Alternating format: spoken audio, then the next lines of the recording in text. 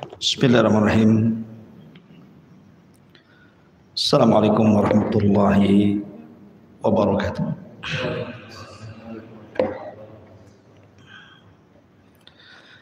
Alhamdulillah wassalatu wassalamu ala Rasulillah wa ala alihi wa sahbihi wa mawalah wa la hawla wa la quwwata illa billahi wa ba'du. Alhamdulillah, di malam hari ini kita bisa duduk berkumpul kembali di Masjid Al-Fajri setelah sekian waktu karena terhalang Ramadan. Alhamdulillah, dengan izin Allah Subhanahu wa taala kita bisa duduk kembali untuk bermajlis ilmu pada malam hari ini.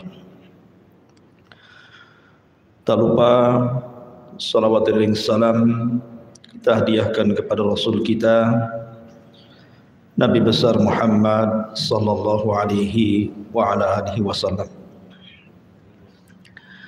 Kita lanjutkan kajian kita masih membahas Siratul Mustafa sallallahu alaihi wasallam, sejarah manusia pilihan Nabi kita, Nabi yang mulia alaihi salatu wassalam. Dan malam ini kita masuk atau masih membahas tentang Ghazawatun Nabi, peperangan Nabi sallallahu alaihi wasallam. Dan malam ini kita akan membahas Ghazwatu Khaybar, perang Khaybar, perang pasukan kaum muslimin melawan tentara Yahudi. Ma'asyiral muslimin yang dimuliakan Allah Subhanahu wa taala, sebenarnya peperangan melawan Yahudi di zaman Rasul itu terjadi 4 kali. Pertama, peperangan melawan Bani Qunaiqah. Sebabnya karena orang Yahudi Bani Qunaiqah melecehkan kehormatan seorang wanita muslimah di pasar. Sementara mereka sudah ada perjanjian dengan Rasul di bawah naungan Piagam Madinah. Sebab itulah Rasul menyerang Bani Qunaiqah. Kemudian perang melawan Bani Nadir. Perang melawan Bani Nadir ini sebab Yahudi Bani Nadir hendak membunuh Rasul dengan cara curang. Jadi ketika para pembesar mereka hendak melakukan musyawarah dengan Nabi sallallahu alaihi wasallam, tempatnya di Bani Nadir, maka mereka bersiasat, nanti kalau Nabi sallallahu alaihi wasallam duduk bersama kita, perhatikan tempat duduknya. Naiklah salah seorang di antara kalian ke atap, bawa batu besar, jatuhkan tepat di kepalanya. Tapi rencana busuk ini keburu ketahuan karena Jibril alaihi salam memberitahu dalam perjalanan Rasul ke Bani Nadir. Maka Rasul tidak jadi berangkat ke Bani Nadir, kemudian malah kembali dan membawa pasukan. Akhirnya terjadi perang melawan Bani Nadir. Kemudian perang yang terakhir melawan Bani Quraidah. Dan ini 3 kabilah Yahudi besar yang ada di kota Madinah. Bani Qunaiqah yang paling besar, kemudian Bani Nadir dan Bani Quraidah. Bani Quraidah ini sebenarnya ketika mereka perang melawan kaum muslimin disebabkan karena kompor daripada Yahudi Khaybar. Makanya malam ini kita akan bicara tentang perang Khaybar. Jadi sebab pengkhianatan Bani Quraidah itu karena diprovokasi oleh orang-orang Yahudi yang tinggal di Khaybar. Ketika terjadi perang Ahzab, perang yang sangat menakutkan bagi kaum muslimin. Bagaimana tidak kaum muslimin harus dikeroyok oleh berbagai macam kelompok dari luar Madinah, di antaranya musyrik Arab, musyrik Mekah, kemudian Ghatafan, kemudian Yahudi, belum lagi orang-orang munafik yang berkhianat. Sehingga kemudian orang-orang Quraidah ini, Bani Quraidah, mengkhianati perjanjian dan ikut terlibat dalam pengepungan di perang Ahzab. Lah sebab pengkhianatan Bani Quraidah inilah maka Nabi SAW langsung memutuskan bahwa Quraidah harus diserang. Itu pun atas perintah Allah lewat Jibril. Ketika Allah menangkan perang Ahzab, baru selesai perang Ahzab, Nabi SAW sedang mandi. Tiba-tiba Nabi SAW dipanggil oleh malaikat Jibril yang menjelma sebagai sahabat Dihyatul Kalbi, memerintahkan Nabi SAW untuk membawa pasukan. Untuk baru selesai perang, lelahnya belum hilang, lukanya masih menganga, mereka belum istirahat, mereka baru saja menang. Tiba-tiba kemudian disuruh bergerak. Tapi itulah keimanan para sahabat, sami'na wa ata'na. Kata Nabi SAW kepada para sahabat, idhabu ila Bani Quraidah fala tusalliyanna ahadakumul asra illa fi Bani Quraidah. Serang, serbu Bani Quraidah, dan jangan solat asar di jalan kecuali sampai di Bani Quraidah. Maka perang yang keempat inilah yang kita akan bahas, perang melawan Yahudi terakhir yang disebut dengan perang Khaybar. Bagaimana kisah perang Khaybar ini? Dan bagaimana orang-orang Yahudi yang ada di Khaybar? Bagaimana peristiwa-peristiwa yang menarik di perang Khaybar ini? Kan nanti ada banyak peristiwa yang bisa kita ambil petik pelajaran dalam perang ini. Dan juga munculnya mukjizat Nabi SAW perang ini, sampai menikahnya Rasul dengan seorang wanita Yahudi namanya Safiyah. Sampai kepada cerita upaya Nabi SAW akan diracun oleh seorang wanita yang bernama Zainab bintul Haris. Jadi banyak kisah dalam perang Khaybar yang menarik kita akan kisahkan. Ma'asyiral muslimin yang dimuliakan Allah Subhanahu wa taala, Khaybar adalah satu kota yang sangat maju di zaman Rasul, yang dikuasai orang-orang Yahudi.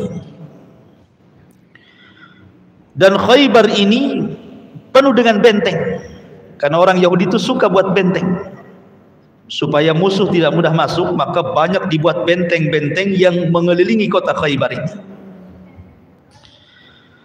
Belum lagi Khaybar ini kota subur, sehingga kemudian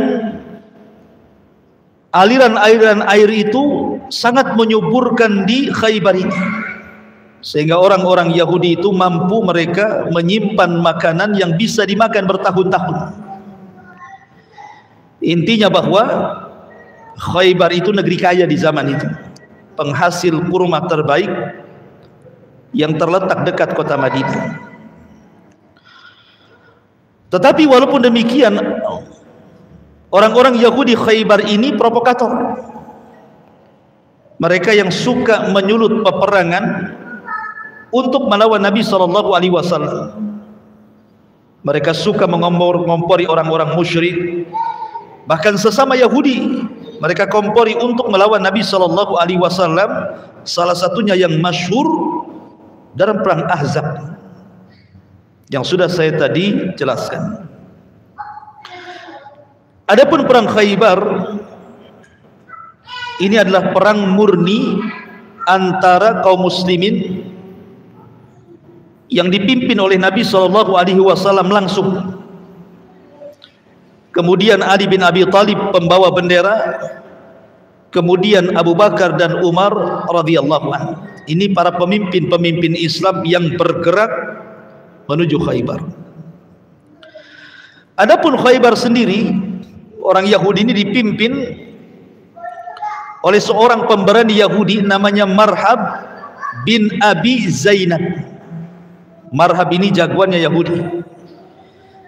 Nanti akan kita kisahkan bagaimana mubarazah perang tanding antara Marhab dengan Ali bin Abi Thalib radhiyallahu anhu. Tapi dialah pemimpinnya. Adapun dari segi pasukan tentu beda jauh. Biasa kaum muslimin itu pasukannya sedikit. Karena pasukan di perang Khaybar itu Rasul hanya membawa pasukan 1.800 pasukan saja. Sementara Khaybar sendiri memiliki pasukan tangguh itu 10.000 tentara Yahudi yang ada di Khaybar.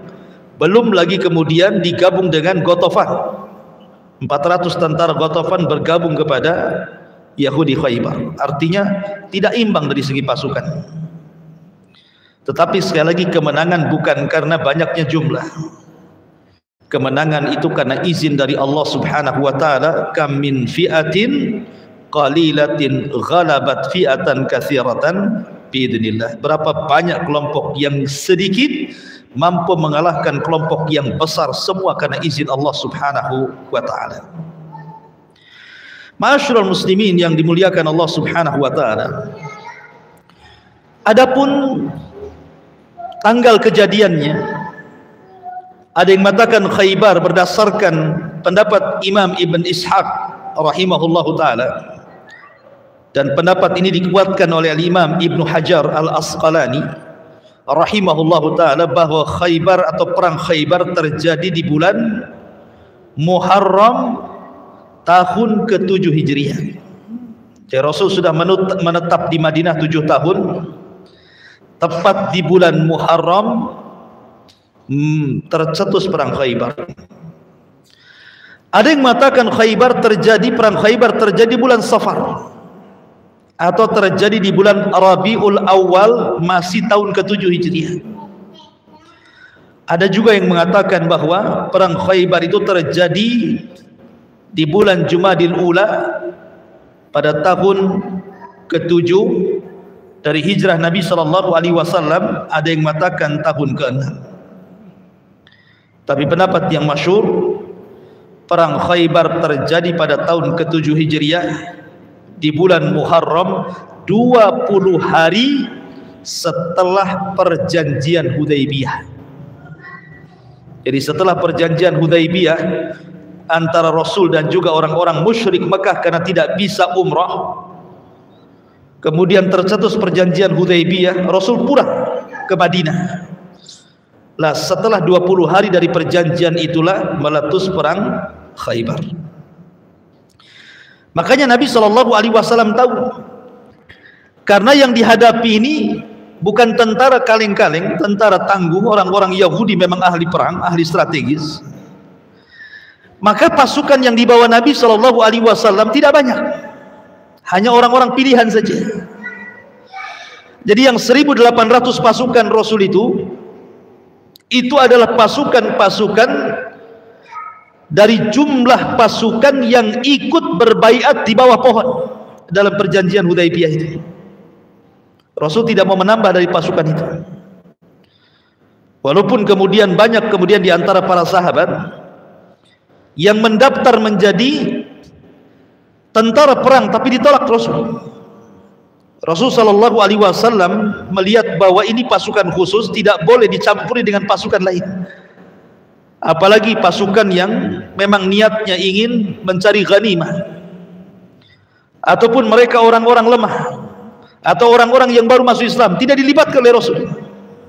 Jadi benar-benar Nabi SAW melibatkan orang-orang yang kokoh imannya, yang terlibat dalam perjanjian Hudaybiyah, dan juga yang terlibat baiat di bawah pohon atau disebut dengan baiatur ridwan.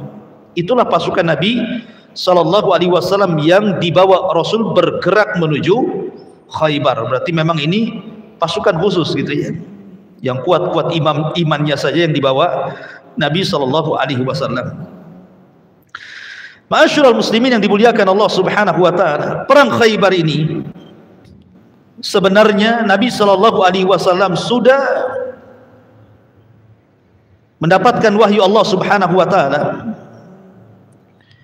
di mana Allah Subhanahu wa taala berfirman kepada Nabi sallallahu alaihi wasallam, wa'adakumullahu maghanima katsirah ta'khudunaha fa'ajjala lakum hadhihi wa kaffa aydiyan nas ankum walitakuna ayatan lil mu'minin wa yahdiyakum siratan mustaqima. Allah menjanjikan kepadamu wahai Muhammad harta rampasan perang yang banyak yang akan kamu dapatkan dan kamu ambil. Maka dia segerakan harta rampasan perang itu untukmu, dan dia menahan tangan manusia dari membinasakan dirimu agar kamu mensyukurinya dan agar menjadi bukti bagi orang-orang yang beriman dan agar dia menunjukkan kamu ke jalan yang lurus. Artinya Nabi SAW sudah dapat gambaran dia akan menang, karena Allah Subhanahu wa taala menjanjikan kepada Rasul kemenangan ini. Maka Nabi SAW kemudian bergerak menuju Khaybar. Ketika Nabi SAW bergerak menuju Khaybar, maka Nabi SAW ketika melihat benteng Khaybar, Nabi SAW berdoa, dan doa ini menjadi sunnah bagi kita semuanya.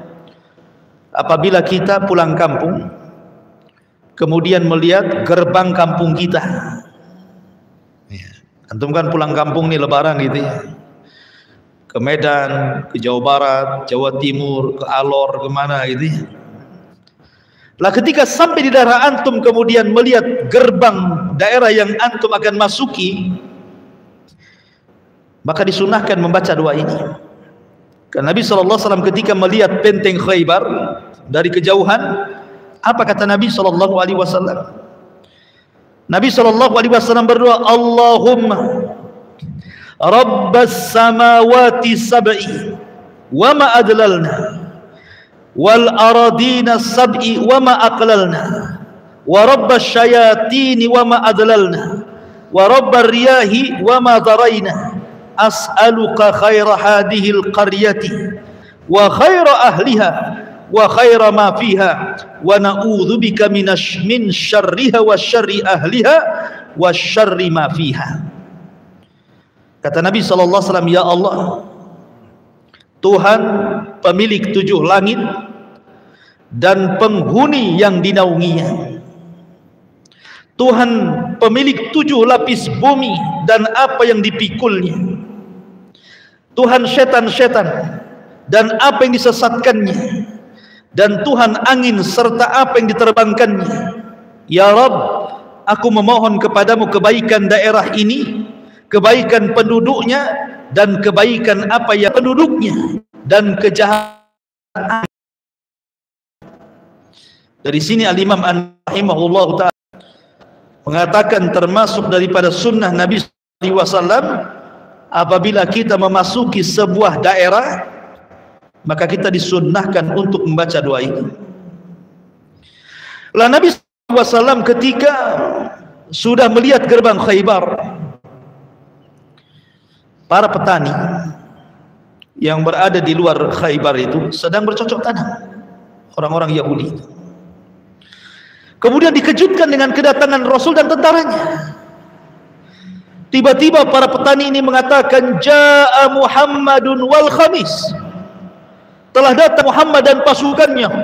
Akhirnya seluruh para petani Yahudi bubar mereka, lari dari sawah-sawah dan ladang-ladang mereka, masuk ke gerbang-gerbang mereka. Mereka tutup jendela dan pintu rumah mereka serta gerbang mereka, ketakutan dengan tentara Nabi SAW. Ketika itu Nabi SAW kemudian membariskan pasukan dekat dengan gerbang. Seorang sahabat namanya Khabbab mengatakan, ya Rasulullah, kalau kita letakkan pasukan di sini, maka tentara Yahudi Khaybar itu mereka biasa memanah dari gerbang-gerbang mereka, dan jarak panah mereka itu dekat dengan kita. Boleh jadi jarak panah itu sampai kepada kita panah-panahnya. Sebaiknya kita mencari tempat yang aman wahai Rasul. Kemudian sahabat ini mengatakan, tetapi apakah ini sebuah wahyu yang turun dari Allah? Allah merintahkan kita untuk kumpul di sini, ataukah ini hanya sekedar ijtihadmu wahai Rasul? Apa ini hanya sekedar pemikiranmu hai Rasul? Kata Rasul, tidak, ini pemikiran saya, ijtihad saya, bukan wahyu. Akhirnya kemudian sahabat ini mengarahkan sebaiknya jangan di sini. Maka Nabi SAW pun menuruti ide daripada seorang sahabat ini. Artinya Nabi tidak keras kepala, tidak diktator. Apa maunya di sini, tidak. Rasul tetap melihat kemaslahatan. Kalau ini bukan wahyu masih bisa dirundingkan, gitu maksudnya. Maka Nabi SAW kemudian beralih ke tempat lain, ke tempat di mana panah tidak sampai ketika ditembakkan kepadanya. Ma'asyiral muslimin yang dimuliakan Allah Subhanahu wa taala. Maka Nabi SAW kemudian mengatur strategis perang. Kita tahu bahwa benteng Khaybar ini sulit untuk diruntuhkan karena besar dan juga kokoh, sehingga mengepung sebuah daerah kalau tidak jebol-jebol benteng ini bisa mengalami kekalahan, ikhwan. Karena mengepung dengan waktu yang lama ini kan perlu perbekalan, perlu makan, perlu minum, dan begitu seterusnya, kan begitu. Sampai-sampai para sahabat Nabi SAW akibat pengepungan ini mereka kelaparan. Lah ketika mereka kelaparan, akhirnya mereka hampir menyembelih keledai-keledai peliharaan mereka. Kemudian mereka, sebagian mereka sudah menyembelih keledai-keledai peliharaan mereka, tiba-tiba datang larangan. Allah dan Rasulnya melarang tidak boleh memakan keledai peliharaan, karena itu bagian daripada binatang kotor, tidak boleh, haram hukumnya. Kecuali kalau keledai liar, tidak masalah. Kalau keledai dipelihara dan biasa digunakan untuk mengangkut barang, maka tidak boleh dimakan dagingnya, haram. Sehingga kemudian para sahabat harus makan apa mereka dalam pengepungan ini. Akhirnya kemudian Allah Subhanahu wa taala berikan rukhsah, keringanan, boleh memakan daging kuda. Akhirnya mereka pun menyembelih kuda-kuda mereka supaya mereka tidak kelaparan. Dari sinilah maka halal memakan daging kuda. Tetapi tidak boleh untuk kurban. Kurban itu hanya boleh dengan kambing, kemudian sapi, kemudian unta. Kuda tidak masuk. Lah setelah kemudian para sahabat Nabi SAW kelelahan, keletihan, terkadang Abu Bakar Siddiq membawa pasukan kecil berusaha untuk menjebol benteng, tidak bisa. Terkadang Umar membawa pasukan kecil untuk menjebol benteng, tidak bisa. Jadi upaya dan usaha itu hampir sia-sia. Sampai pada suatu malam Nabi SAW diwahyukan bahwa besok akan terjadi kemenangan besar. Ketika Nabi SAW kemudian mengumpulkan para sahabatnya di malam itu, kata Nabi SAW, nanti malam, besok, kata Rasul, ada seorang laki-laki, rajulan yuhibbullaha wa rasulah wa yuhibbuhu Allah wa rasuluh, la u'tiyanna rayatan. Kata Nabi SAW, besok saya akan pilih seorang laki-laki anak muda yang mencintai Allah dan Rasulnya, dan dicintai Allah dan Rasulnya, aku akan berikan bendera kemenangan kepadanya. Masyarul muslimin yang dimuliakan Allah Azza wa Jalla, lihat Rasul ini tentu mengucapkan bukan dengan hawa nafsunya. Rasul itu mengucapkan dengan wahyu yang diwahyukan kepadanya. Ketika Rasul mengatakan besok akan mengalami kemenangan, sahabat yakin. Dan kemenangan itu di tangan seorang laki-laki pemegang bendera. Makanya keesokan harinya seluruh para sahabat berkumpul tuh. Mereka berangan-angan dan bercita-cita satu di antara mereka yang memegang bendera itu. Sampai-sampai Umar bin Khattab hadir berdesak-desakan ingin dipilih Rasul yang memegang bendera itu. Kata Umar, sebenarnya aku paling tidak suka menjadi seorang pemimpin kecuali hari ini, katanya. Aku ingin sekali. Kenapa? Karena Nabi SAW menyatakan bahwa kemenangan akan didapat. oleh seorang laki-laki yang mencintai Allah dan Rasulnya dan dicintai Allah dan Rasulnya. Ini kan rekomendasi namanya. Coba, Rasul yang mengatakan laki-laki ini mencintai Allah dan Rasulnya. Oke lah, kalau hanya sekedar mencintai Allah dan Rasulnya, kita pun bisa ngomong. Anda cinta kepada Allah? Oh, cinta. Anda cinta kepada Rasul? Cinta sekali. Pertanyaannya, apakah Allah mencintai Anda dan Rasulnya juga mencintai Anda? Belum tentu. Tapi ketika Nabi SAW mengatakan orang ini dicintai Allah, dicintai Rasul, mencintai Allah, mencintai Rasul, ini sebuah keutamaan besar di dunia dan di akhirat. Makanya wajar 1.800 orang berdesak-desakan, lo bayangkan, hanya ingin ditunjuk mereka lah pemegang bendera. Sampai Umar itu yang memiliki badan besar berdesak-desakan di situ. Tiba-tiba Nabi SAW mencari orang yang tidak ada dalam pasukan yang berdesak-desakan itu. Kata Rasul, "Aina Ali?" Di mana Ali gitu. Ali nggak ada. Aina Ali, di mana Ali? Maka orang-orang mengatakan, "Ya Rasulullah, Ali sedang sakit matanya." Ya wajar ya, di padang pasir. Kalau ada angin mungkin kelilipan atau apa ya, akhirnya matanya sakit sampai Ali tidak bisa melihat. Intinya sakit matanya. Maka Nabi SAW mengatakan, para sahabat, kalau gitu itu ni Ali ya, datangkan kepadaku Ali. Maka kemudian sebagian sahabat memapah Ali radhiyallahu anhu dari tendanya menghadap Nabi SAW. Tiba-tiba Nabi SAW fabasaka wajha. Rasul pun kemudian meludahi wajahnya. Rasul meludahi kedua mata Ali radhiyallahu an. Apa yang terjadi? Fabari'aka allam yakun, maka Ali pun sehat seolah-olah dia belum pernah terkena sakit mata. Disinilah ada mukjizat Rasul, bahwa ludah Nabi SAW itu obat. Ya, karena jasad Rasul itu berkah. Jasad Rasul itu berkah. Rasul itu kalau dicukur, maka bekas cukuran rambutnya sahabat itu ribut untuk mengambil rambutnya, itu disimpan sebagai berkah. Kalau Nabi SAW berwudu, sisa wudunya itu semua diambil, ada yang diminum, ada yang dibanjurkan, ada yang diolas-oles ke badannya, berkah. Sampai hampir perang hanya mengambil sisa wudu Nabi SAW, air wudu, sampai kepada air ludah Rasul itu berkah. Makanya bisa menjadi obat dan mampu mengobati kedua sakit mata Ali radhiyallahu an sebagai mukjizat dari Allah Subhanahu wa taala.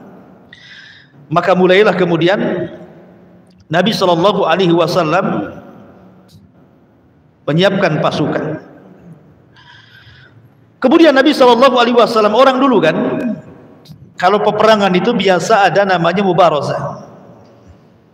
Ketika Rasul SAW berhasil menjebol benteng di tangan Ali radhiyallahu anhu, maka sistem perang dulu itu kalau sudah berhadapan-hadapan pasukan tidak langsung saling menyerang, tidak, tapi ada namanya adu tanding, atau dalam bahasa Arab disebut mubarazah.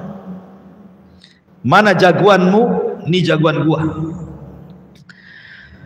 Rupanya dari jagoan Yahudi itu memang langsung dihadapkan pemimpin mereka, jagoan mereka yang dikenal luar biasa gitu kehebatannya, namanya Marhab ibn Abi Zainab.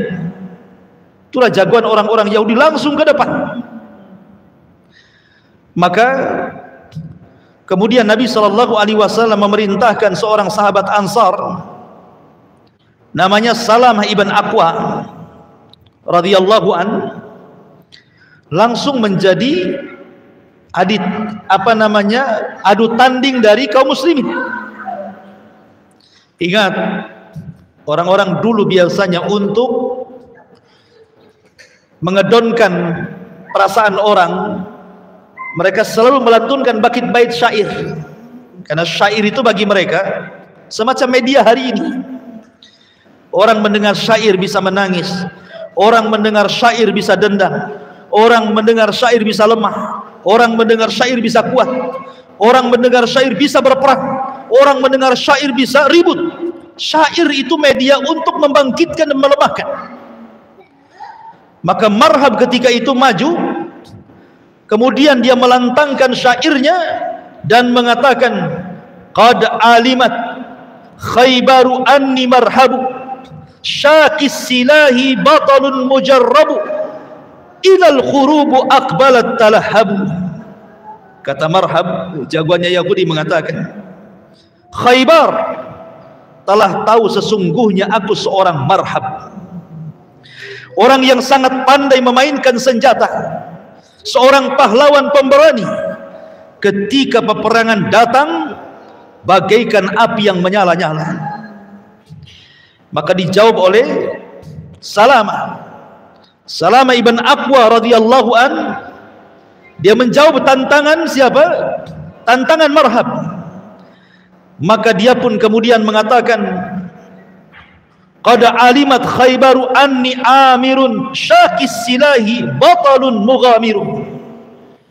Katanya Salama ibn Aqwa radhiyallahu an mengatakan, atau Amir ibn Aqwa radhiyallahu an mengatakan, Khaybar telah tahu sesungguhnya aku Amir, orang yang sangat pandai dalam memainkan senjata, seorang pahlawan pengacau dalam peperangan.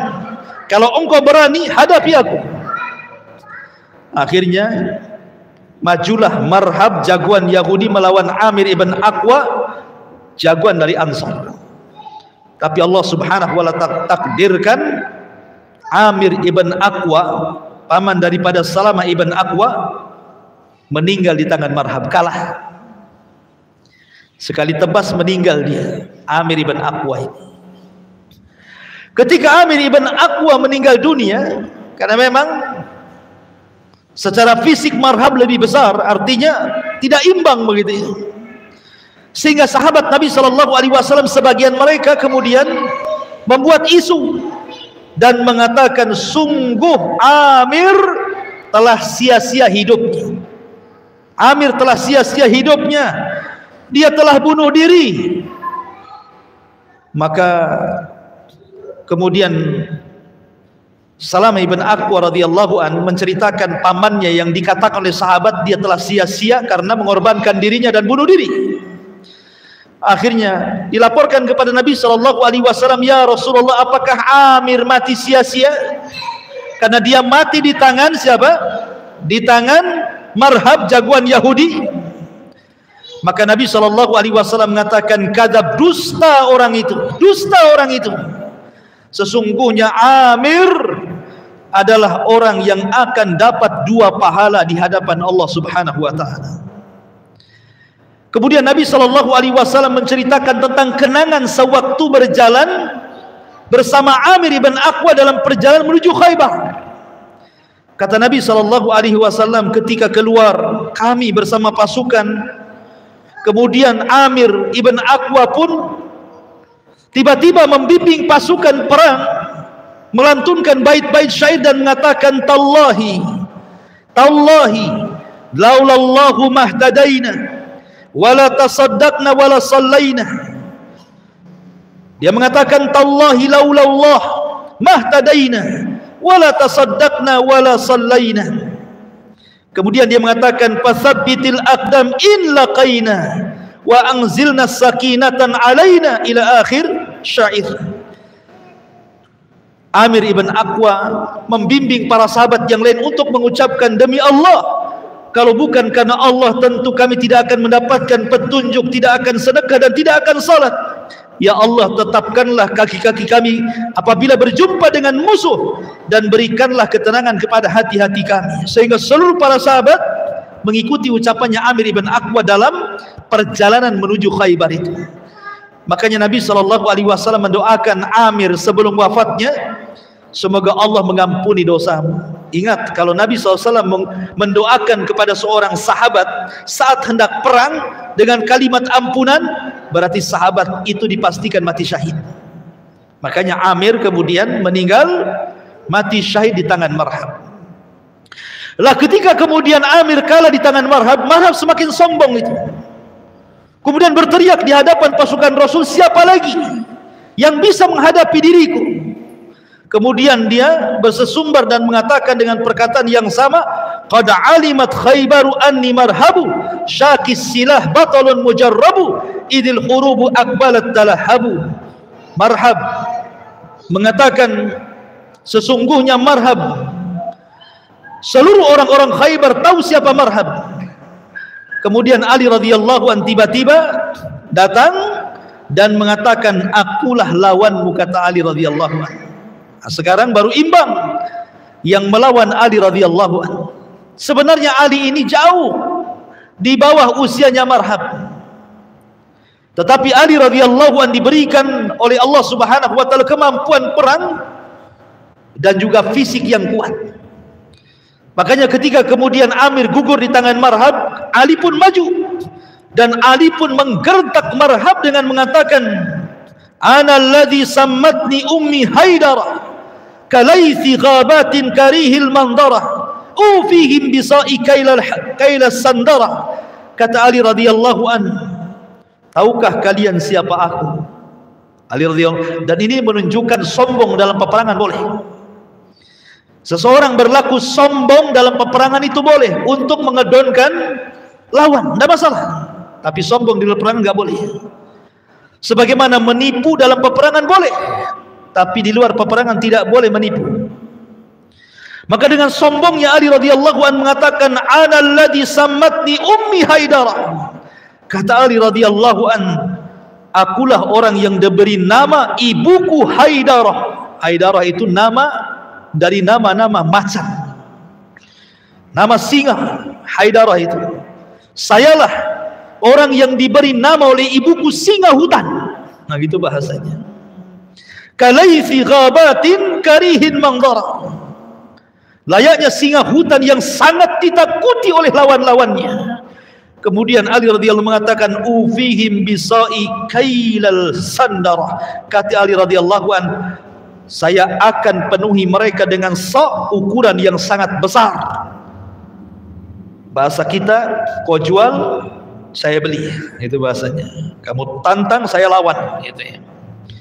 Maka Ali radhiyallahu an pun kemudian dijelaskan, fafalaqa ra'sa Marhab bisayfi wa kana al-fathu ala yadayhi. Tiba-tiba Ali menghunuskan pedang, kemudian Ali pun dengan sigap memukul kepala Marhab dan terbelah menjadi dua. Akhirnya Marhab pun mati di tangan Ali radhiyallahu anhu. Sejak itulah, karena pimpinan mereka meninggal, orang-orang Yahudi mulai kejut. Maka kaum muslimin kemudian berhasil kemudian merobohkan benteng ke benteng, pasukan ke pasukan dirobohkan oleh kaum muslimin. Ada yang langsung nyerah, ada yang berperang dulu, macam-macam. Intinya bahwa Khaybar kalah di tangan kaum muslimin. Dan ketika itu Ali radhiyallahu anhu menjadi pemimpin yang ditunjuk oleh Nabi sallallahu alaihi wasallam. Ma'asyiral muslimin yang dimuliakan Allah Subhanahu wa taala, ada beberapa peristiwa yang menarik dalam perang Khaybar di tengah-tengah peperangan. Pertama, kisah seorang budak yang masuk surga padahal dia tidak pernah sujud walaupun satu kali. Jadi ketika tentara kaum muslimin mengarah ke Khaybar, datang seorang hamba Habasya, budak Habasya yang hitam, dan dia sedang menggembala kambing tuannya.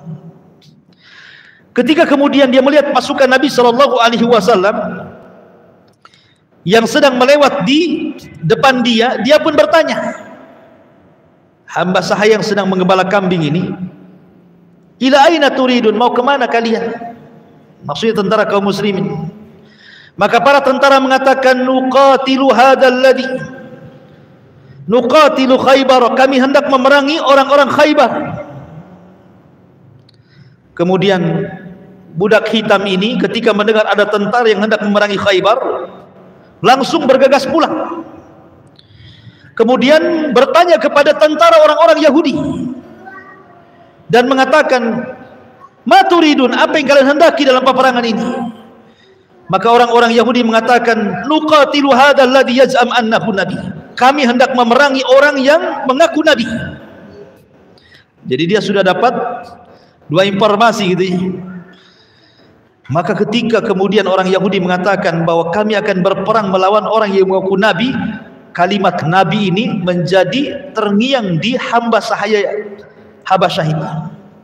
Akhirnya kemudian dia pun datang ke pasukan kaum muslimin mencari Nabi SAW. Kemudian setelah berjumpa dengan Nabi SAW dan mengatakan, ya Muhammad, betulkah engkau yang dikatakan orang-orang Yahudi bahwa engkau seorang Nabi? Engkau mengaku-ngaku Nabi?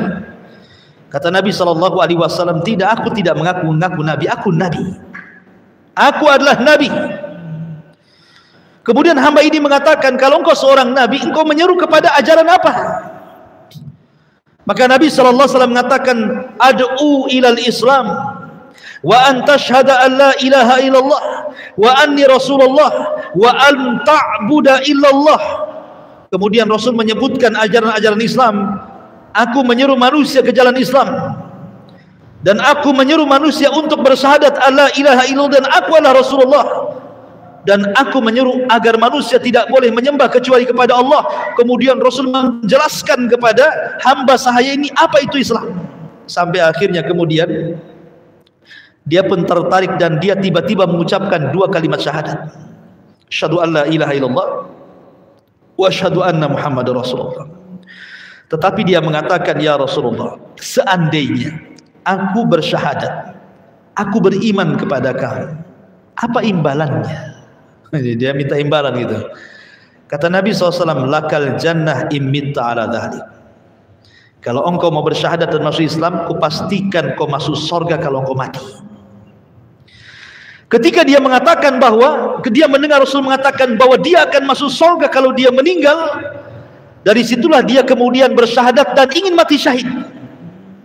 Maka dia pun masuk dalam pasukan Nabi SAW, kemudian berperang bersama para sahabat Rasul. Akhirnya kemudian dia pun pupus dan mati syahid di tengah-tengah pasukan. Ketika Nabi SAW melihat hamba sahaya ini yang meninggal, yang barusan masuk Islam kemudian ikut tentara dan mati syahid, kata Rasul, laqad ra'aitu inda ra'sihi ithnataini minal huril in. Sungguh aku melihat di atas kepalanya dua bidadari dari sorga yang mengawalnya. Walam yasil lillahi sajdatan qad, padahal belum pernah satu sujud pun dihantarkan kepada Allah Subhanahu wa taala. Subhanallah gitu ya. Akhirnya dia pun gugur dan masuk sorga. Kan enak gitu ya. Gak pernah sholat, gak pernah puasa, masuk surga dapat bidadari. Ini pula yang dijadikan dalil para teroris itu. Kan itu ya. Para teroris itu kan begitu. Kalau bisa masuk surga langsung disambut bidadari surga kata. Makanya mereka sibuk mempersiapkan bom, lupa sholat, lupa ngaji, lupa apa-apa, yang penting gimana caranya mati gitu. Ya Allah, ya Allah, ya kasihan mereka. Mereka hanya berangan-angan ingin dapat bidadari, malah masuk neraka. Naudzubillah. Ini peristiwa yang pertama. Peristiwa yang kedua tentang keikhlasan para sahabat Rasul. Jadi di saat peperangan itu datang seorang laki-laki dari Badui menemui Nabi SAW, kemudian ikut berjihad di perang Khaybar. Ketika kemudian pasukan dimenangkan dalam perang Khaybar ini dan mendapatkan ghanimah harta rampasan perang, maka orang Arab ini, sahabat ini, dibagikan padanya bagian ghanimah harta rampasan perang, tetapi dia tolak, dia tidak mau. Dia bawa lagi tuh harta rampasan perang itu menuju Nabi SAW. Kemudian mengatakan, mahada ya Rasulullah, apa ini maksudnya, harta ini apa, untuk apa ini? Maka Rasul mengatakan, kismun qasamtuhu lak, itu bagian yang aku bagikan kepadamu sebagai ghanimah karena engkau sudah terlibat perang. Maka orang ini mengatakan, ma ala hada ittaba'tuka ya Rasulullah, demi Allah Rasul, aku mengikutimu bukan karena ini. Aku perang bukan karena ghanimah, bukan. Aku enggak mau. Walakin ittaba'tuka ala an armiha huna. Wa asyara ila Nabi sallallahu alaihi wasallam wa huwa maqtul. Tetapi demi Allah wahai Rasul, aku ini hanya sekedar ingin memanah di tempat ini saja karena Allah dan Rasulnya. Akhirnya kemudian Nabi SAW mengatakan, kalau engkau itu yang ingin engkau capai dan kau seorang pemanah, sekarang kau harus memanah sebelah sana. Akhirnya orang ini pun ketika perang berikutnya Rasul meletakkan orang ini di situ. Ketika melawan benteng Khaybar yang lainnya, Allah takdirkan dia pun terkena panah dan meninggal dunia. Kemudian Rasul tahu dan mengatakan, ha huwahu, apakah yang mati itu orang itu yang tadi tidak mau menerima ghanimah tadi? Maka para sahabat mengatakan, na'am wahai Rasul, ya itu dia. Maka Rasul mengatakan, sadaqallah fasaddaqahu, sungguh dia telah membenarkan Allah dan Allah pun membenarkan keimanannya.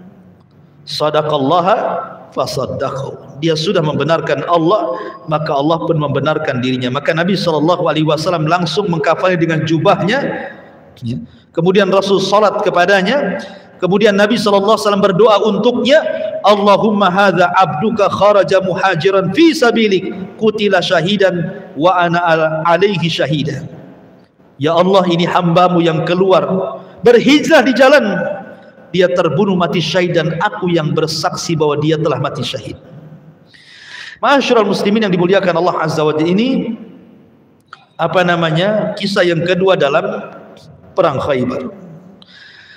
Termasuk juga kisah yang sudah saya kisahkan tadi tentang sahabat yang memakan keledai peliharaan dilarang. Karena Allah Subhanahu wa taala melarang tidak boleh makan keledai peliharaan, kemudian diberikan rukhsah untuk memakan daging kuda. Termasuk juga musyawarah tadi.